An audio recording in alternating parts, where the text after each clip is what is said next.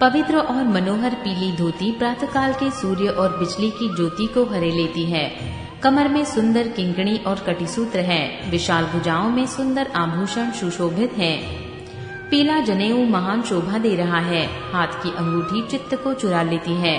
ब्याह के सब साथ सजे हुए वे शोभा पा रहे हैं। चौड़ी छाती पर हृदय पर पहनने के सुंदर आभूषण सुशोभित हैं।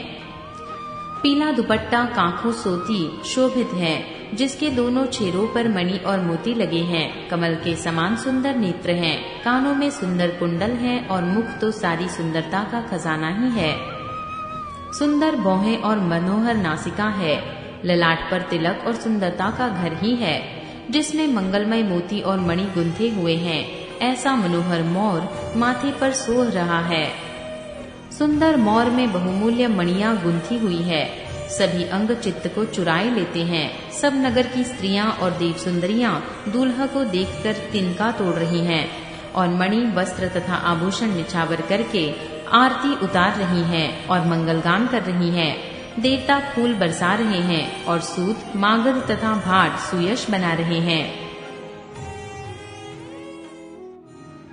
सुहागिनी स्त्रियां सुख पाकर कुंवर और कुमारियों को कोहबर में लाई और अत्यंत प्रेम से मंगल गीत गा गा कर लौकिक रीति करने लगी।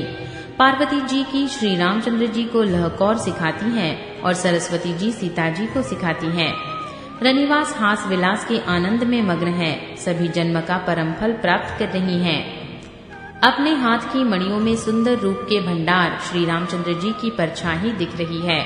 यह देखकर जानकी जी दर्शन में वियोग होने के भय से बाहु रूपी लता को और दृष्टि को हिलाती डुलाती नहीं है। उस समय के हंसी खेल और विनोद का आनंद और प्रेम कहा नहीं जा सकता। उसे सखियां ही जानती है। तदंतर वर कन्याओं को सब सुंदर सखियां जनवासे को लिवा चली। उस समय नगर और आकाश में जहाँ सुनिए वहीं आशीर्वाद की ध्वनि सुनाई दे रही है और महान आनंद छाया है। सभी ने प्रसन्न मन से कहा कि सुंदर चारों जोड़ियां चिरंजीवी हो। योगीराज सिद्ध मुनीश्वर और देवताओं ने प्रभु श्री रामचंद्र जी को देखकर दुंदुभी बजाई और हर्षित होकर फूलों की वर्षा करते हुए तथा जय हो जय हो जय हो कहते हुए वे अपने अपने लोक को चले। तब सब कुमार बहुओं सहित पिताजी के पास आए। ऐसा मालूम होता था मानो शोभा मंगल और आनंद से भरकर जनवासा उमड़ पड़ा हो। फिर बहुत प्रकार की रसोई बनी। जनक जी ने बरातियों को बुला भेजा। राजा दशरथ जी ने पुत्रों सहित गमन किया। अनुपम वस्त्रों के पावड़े पड़ते जाते हैं। आदर के साथ सबके चरण धोए और सबको यथा योग्य पीढ़ों पर बिठाया।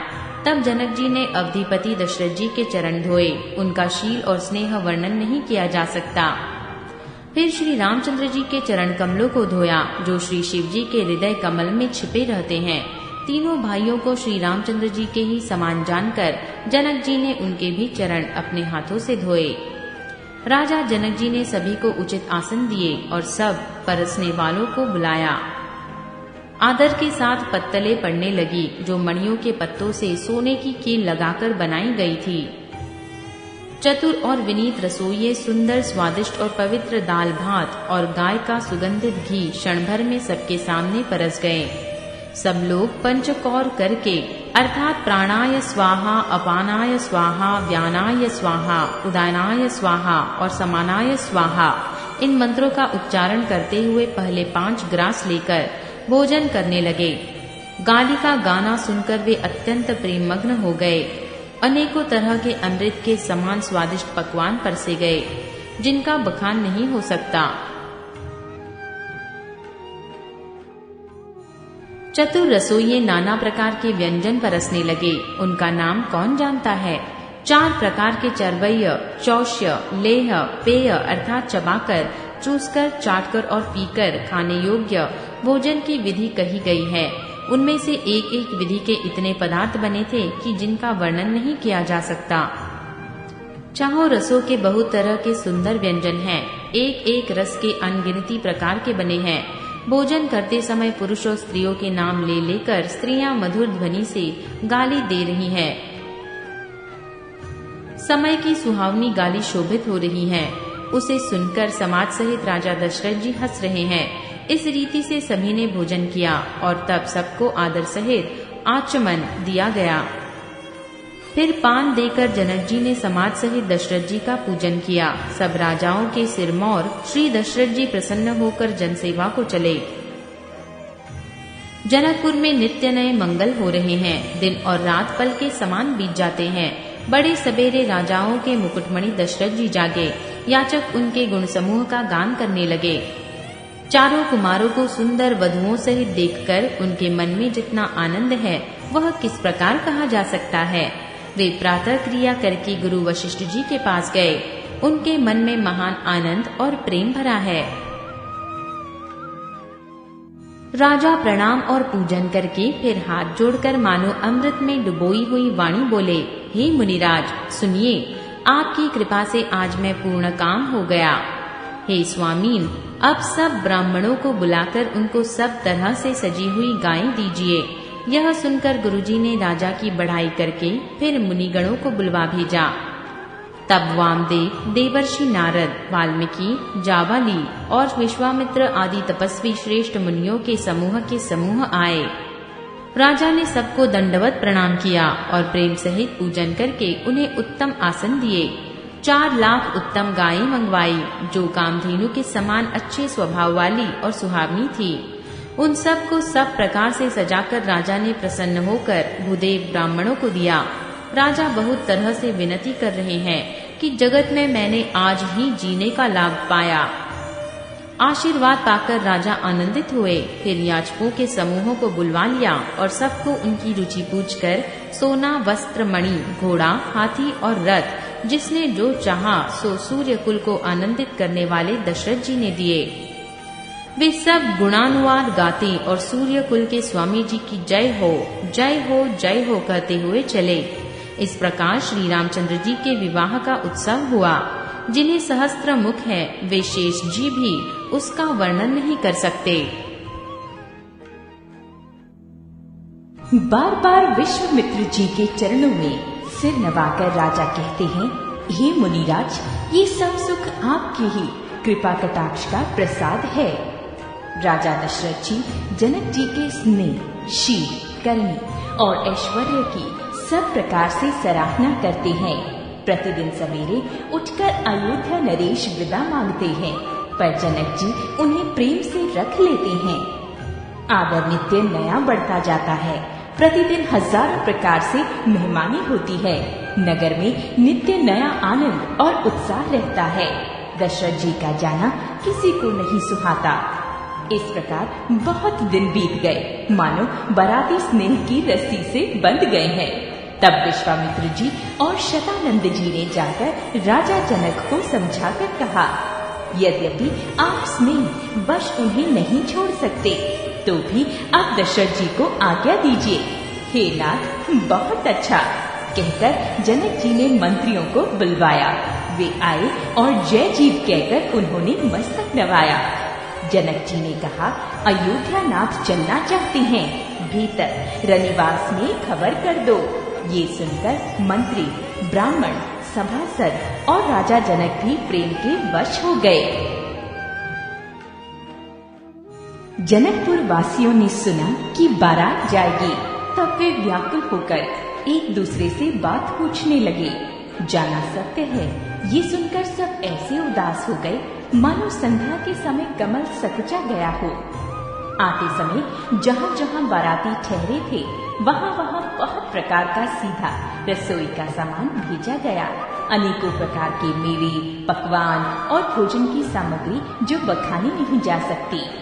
अनगिनत बैलों और कहारों पर भर भर कर लाद लाद कर भेजी गई। साथ ही जनक जी ने अनेकों सुंदर शय्याएं, पलंग भेजी। 1 लाख घोड़े और 25,000 रथ सब नख से शिखा तक ऊपर से नीचे तक सजाए हुए। 10,000 सजे हुए मतवाले हाथी, जिन्हें देखकर दिशाओं के हाथी भी लजा जाते हैं। गाड़ियों में भर भर कर सोना, वस्त्र और रत्न, जवाहिरात और भैंस, गाय तथा और भी नाना प्रकार की चीजें दी। इस प्रकार जनक जी ने फिर से अपरिमित दहेज दिया।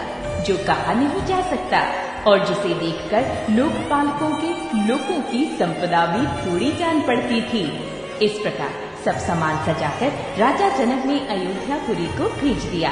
बारात चलेगी ये सुनते ही सब रानियां ऐसे विकल हो गई मानो थोड़ी जल में मछलियां छटपटा रही हों। वे बार बार सीता जी को गोद कर लेती हैं और आशीर्वाद देकर सिखावन देती हैं। तुम सदा अपने पति की प्यारी हो, तुम्हारा सुहाग अचल हो, हमारी यही आशीष है। सास, ससुर और गुरु की सेवा करना, पति का रुख देखकर उनकी आज्ञा का पालन करना।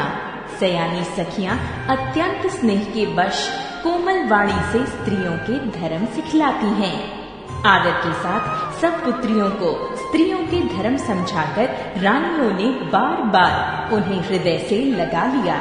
माताएं फिर भेंटती और कहती हैं कि ब्रह्मा ने स्त्री जाति को क्यों रचा। उसी समय सूर्यवंश के पताका स्वरूप श्री रामचंद्र जी भाइयों सहित प्रसन्न होकर विदा कराने के लिए जनक जी के महल को चले। स्वभाव से ही सुंदर चारों भाइयों को देखने के लिए नगर के स्त्री पुरुष दौड़ पड़े। कोई कहता है आज ये जाना चाहते हैं। विदेह ने विदाई का सब सामान तैयार कर लिया है। राजा के चारों पुत्र इन प्यारे मेहमानों के मनोहर रूप को नेत्र भरकर देख लो। हे सयानी, कौन जाने किस पुण्य से विधाता ने इन्हें यहाँ लाकर हमारे नेत्रों का अतिथि किया है। मरने वाला जिस तरह अमृत पा जाए, जन्म का भूखा कल्प वृक्ष पा जाए और नरक में रहने वाला या नरक के योग्य जीव जैसे भगवान के परम पद को प्राप्त हो जाए, हमारे लिए इनके दर्शन वैसे ही हैं। श्री रामचंद्र जी की शोभा को निखर कर हृदय में धर लो, अपने मन को सांप और इनकी मूर्ति को मणि बना लो। इस प्रकार सबको नेत्रों का फल देते हुए सब राजकुमार राजमहल में गए। रूप के समुद्र सब भाइयों को देखकर सारा रनिवास हर्षित हो उठा। सासुएं महान प्रसन्न मन से निछावर और आरती करती हैं। श्री रामचंद्र जी की छवि देखकर वे प्रेम में अत्यंत मग्न हो गईं और प्रेम के विशेष वश होकर बार बार चरणों लगी। हृदय में प्रीति छा गई, इससे लज्जा नहीं रह गई।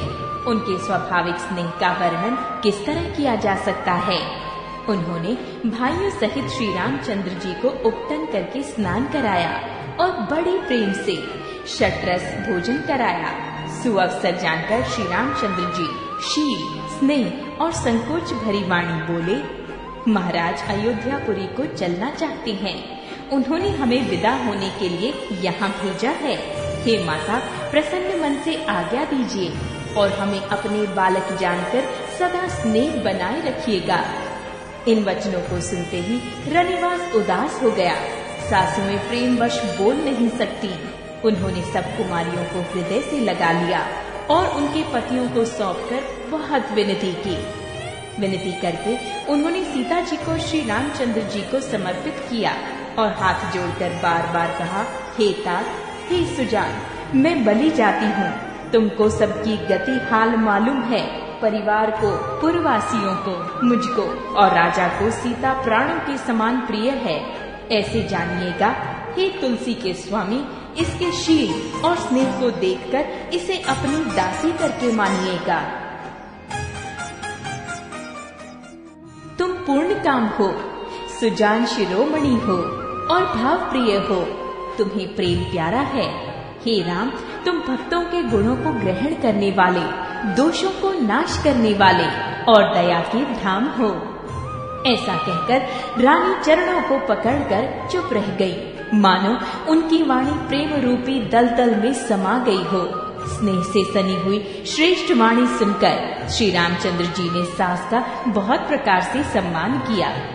तब श्री रामचंद्र जी ने हाथ जोड़कर विदा मांगते हुए बार बार प्रणाम किया। आशीर्वाद पाकर और फिर सिर नवाकर भाइयों सहित श्री रघुनाथ जी चले। श्री राम जी की सुंदर मधुर मूर्ति को हृदय में लाकर सब रानियां स्नेह से शिथिल हो गईं। फिर धीरज धारण करके कुमारियों को बुलाकर माताएं बार बार उन्हें गले लगाकर भेंटने लगी। पुत्रियों को पहुंचाती हैं, फिर लौटकर मिलती हैं। परस्पर में कुछ थोड़ी प्रीति नहीं बढ़ी, अर्थात बहुत प्रीति बढ़ी। बार बार मिलती हुई माताओं को सखियों ने अलग कर दिया, जैसे हाल की ब्याई हुई गाय को कोई उसके बालक बछड़े या बछिया से अलग कर दे। सब स्त्री पुरुष और सखियों सहित सारा रनिवास प्रेम के विशेष वश हो रहा है। ऐसा लगता है मानो जनकपुर में करुणा और विरह ने डेरा डाल दिया है। जानकी ने जिन तोता और मैना को पाल पोस कर बड़ा किया था और सोने के पिंजड़ों में रखकर पढ़ाया था, वे व्याकुल होकर कह रहे थे, वैदेही कहाँ है? उनके ऐसे वचनों को सुनकर धीरज किसको नहीं त्याग देगा, अर्थात सबका धैर्य जाता रहा। जब पक्षी और पशु तक इस तरह विकल हो गए, तब मनुष्यों की दशा कैसे कही जा सकती है। तब भाई सहित जनक जी वहां आए। प्रेम से उमड़कर उनके नेत्रों में प्रेमाश्रुओं का जल भर आया। वे परम वैराग्यवान कहलाते थे, पर सीता जी को देखकर उनका भी धीरज भाग गया। राजा ने जानकी को हृदय से लगा लिया। प्रेम के प्रभाव से ज्ञान की महान मर्यादा मिट गई, ज्ञान का बांध टूट गया। सब बुद्धिमान मंत्री उन्हें समझाते हैं। तब राजा ने विषाद करने का समय न जानकर विचार किया। बारंबार पुत्रियों को हृदय लगाकर सुंदर सजी हुई पालकियां मंगवाई। सारा परिवार प्रेम में विवश है। राजा ने सुंदर मुहूर्त जानकर सिद्धि सहित गणेश जी का स्मरण करके कन्याओं को पालकियों पर चढ़ा दिया। राजा ने पुत्रियों को बहुत प्रकार से समझाया और उन्हें स्त्रियों का धर्म और कुल की रीति सिखाई। बहुत से दासी दास दिए जो सीता जी के प्रिय और विश्वास पात्र सेवक थे। सीता जी के चलते समय जनकपुर वासी व्याकुल हो गए। मंगल की राशि शुभ शकुन हो रही हैं। ब्रह्मांड और मंत्रियों के समाज सहित राजा जनक जी उन्हें पहुंचाने के लिए साथ चले। समय देखकर बाजे बजने लगे। बारातियों ने रथ, हाथी और घोड़े सजाए। दशरथ जी ने सब ब्राह्मणों को बुला लिया और उन्हें दान और सम्मान से परिपूर्ण कर दिया। उनके चरण कमलों की धूली सिर पर धरकर और आशीष पाकर राजा आनंदित हुए और गणेश जी का स्मरण करके उन्होंने प्रस्थान किया। मंगलों के मूल अनेकों शकुन हुए। देवता हर्षित होकर फूल बरसा रहे हैं और अप्सराएं गान कर रही हैं। अवधपति दशरथ जी नगाड़े बजाकर आनंद पूर्वक अयोध्यापुरी को चले। राजा दशरथ जी ने विनती करके प्रतिष्ठित जनों को लौटाया और आदर के साथ सब मंगनों को बुलवाया। उन्होंने गहने कपड़े, घोड़े, हाथी दिए और प्रेम से पुष्ट करके सबको संपन्न अर्थात बलयुक्त कर दिया। वे सब बारंबार विरुदावली कुल कीर्ति बखानकर और श्री रामचंद्र जी को हृदय में रखकर लौटे। कौशलाधीश दशरथ जी बार बार लौटने को कहते हैं, परंतु जनक जी प्रेमवश लौटना नहीं चाहते। दशरथ जी ने फिर सुहावने वचन कहे, हे राजन, बहुत दूर आ गए, अब लौटिए। फिर राजा दशरथ जी रथ से उतरकर खड़े हो गए। उनके नेत्रों में प्रेम का प्रवाह बढ़ आया। प्रेमाश्रुओं की धारा बह चली।